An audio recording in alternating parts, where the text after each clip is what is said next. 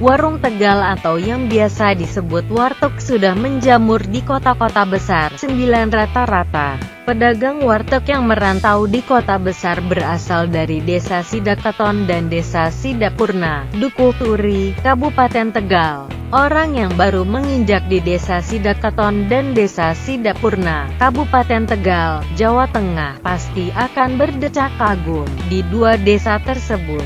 Hampir semua bangunan rumah warga megah dan mewah, halamannya pun luas dan dilengkapi taman. Sayangnya, rumah itu kerap kosong dan hanya dihuni orang tua yang sudah berumur. Ya, kebanyakan rumah mewah itu milik para pedagang warteg yang merantau di kota-kota besar. Ramainya kalau lebaran saja. Sekarang sudah sepi lagi, kata Faizin, salah seorang pedagang warteg. Kemarin, Kepala Desa Sidapurna, Kecamatan Dukuh Turi, itu menuturkan, selama ditinggal merantau, rumah-rumah mewah tersebut hanya dihuni orang tua atau saudara si empunya rumah. Tidak sedikit pula rumah mewah yang dibiarkan kosong hingga rumput liar tumbuh subur di halamannya. Sebagian kecil sertifikat rumah mewah itu dijaminkan untuk pinjaman di bank, ujar Faizin. Menurut dia, sertifikat rumah-rumah itu biasanya dijadikan jaminan di bank karena kondisi pedagang warteg sedang paceklik. Kondisi itu diawali dari harga sewa bangunan untuk warteg di Jakarta yang mencapai Rp25 juta Rp30 juta per tahun. Selain harga sewa bangunan yang terus melambung, pedagang warteg kewalahan mencari karyawan, pembantu masak. Sidakaton dan Sidapurna adalah dua desa yang bergandengan dan dikenal sebagai kampung warteg, ucapnya. Sejak 1970-an, lanjut Faizin, warga di dua desa itu merantau ke Jakarta untuk membuka warung kecil-kecilan. Saat itu, warga perantau hanya menjual makanan kecil dan gorengan, belum menyediakan nasi lengkap dengan sayur dan lauknya, ujar Faizin. Warteg, ungkap dia, mengalami kejayaan pada 1980 sampai 1990 sebab harga sewa warung dan upah karyawan saat itu masih murah. Hingga kini, di antara sekitar 10.000 warga desa Sidapurna, 50% masih menekuni usaha warteg di Jakarta. Pedagang yang tergolong sukses mendapat penghasilan kotor Rp3 juta Rp5 juta per hari.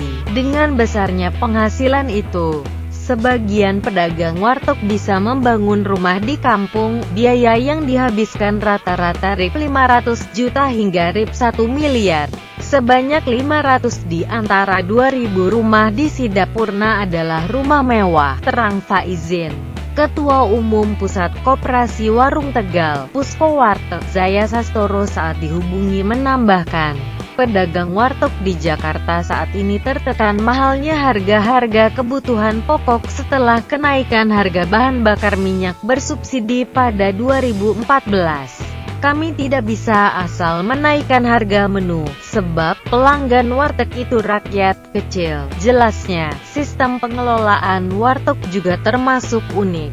Ada yang setiap 3 bulan hingga 4 bulan dikelola secara bergantian. Hanya yang mengelola tersebut masih ada hubungan keluarga, sehingga rezeki masih berputar di antara mereka. Makanan yang ditawarkan cukup sederhana karena seperti masakan rumahan. Ada sayur lodeh, sup tumis, tahu, tempe, telur goreng atau rebus dan juga ayam goreng. Sementara minumannya teh manis, es teh maupun es jeruk paling banyak dijumpai. Belum lagi ada pisang goreng maupun tahu isi.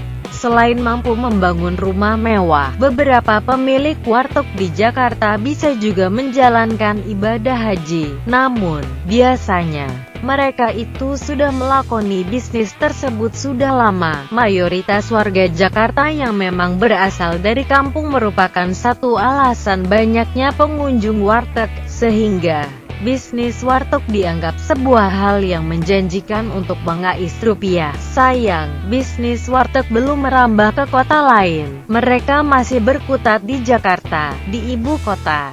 Jumlahnya bisa mencapai ribuan dan tersebar di berbagai pelosok. Bahkan, tak ada 100 meter, sudah berdiri warung sejenis. Sementara, di kota besar lainnya seperti Surabaya, Jawa Timur, Medan, Sumatera Utara, maupun Makassar, Sulawesi Selatan, kurang berkembang.